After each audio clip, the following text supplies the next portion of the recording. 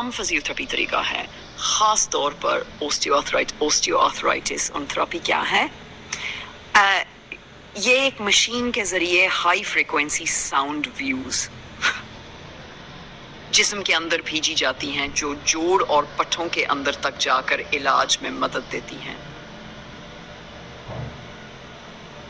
یہ کیسے کام کرتی ہیں؟ ٹشوز میں ہلکی حرارت پیدا کرتی ہے، خون کی روانی بہتر کرتی ہے، سوجن اور درد کم کرتی ہے، پٹھوں اور لیگامنٹس کو ریلیکس کرتی ہے۔ فائدے: گھٹنے کے درد میں کمی، جوڑ کی سٹفنس کم ہوتی ہے، حرکت موبلٹی میکس کا بہتر ہوتی ہے، ہیلنگ پروسیس تیز ہوتی ہے۔ طریقہ کار: فزیوتھراپسٹ ایک جیل لگا کر مشین کا پروب گھٹنے پر چلاتا ہے۔ ایکسیشن عموماً 5 سے 10 بار یا ڈاکٹر کے مشورے سے کافی کن لوگوں کے لیے مفید۔ اوسٹیوآرتھرائٹس کے مریض پٹھوں یا لیگامنٹس کے کھسوجنا و درد۔ احتیاط یہ علاج مستقل حل نہیں بلکہ سپورٹیو تھراپی ہے۔ شدید کارٹلیج ڈیمیج میں اکیلا کافی نہیں ہوتا۔ دل پیس میکر یا کسی خاص بیماری میں ڈاکٹر سے مشورہ ہے۔ بہترین نتائج کے لیے الٹرا ساؤنڈ ٹھپیک وان چیزوں کے ساتھ ملائیں۔ ایکسرسائز، کوادریسیپ اسٹرینتھننگ، ویٹ کنٹرول، ادویات یا انجیکشنز اگر ضرورت۔ عام فزیوتھراپی طریقہ ہے، خاص طور پر اوسٹیوآرتھرائٹس تھراپی کیا ہے؟ یہ ایک مشین کے ذریعے ہائی فریکوینسی ساؤنڈ ویوز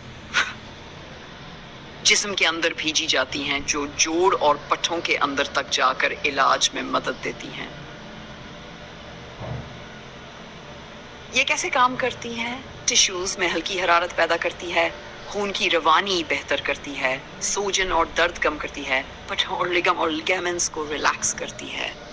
فائدے: گھٹنے کے درد میں کمی، جوڑ کی سٹفنس کم ہوتی ہے، حرکت موبلٹی میکس کا بہتر ہوتی ہے، ہیلنگ پروسیس تیز ہوتی ہے۔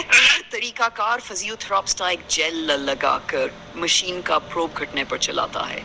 ایکسیشن عموماً 5 سے 10 بار یا ڈاکٹر کے مشورے سے کافی کن لوگوں کے لیے مفید۔ اوسٹیوآرتھرائٹس کے مریض پٹھوں یا لیگامنٹس کے کھسوجنا و درد۔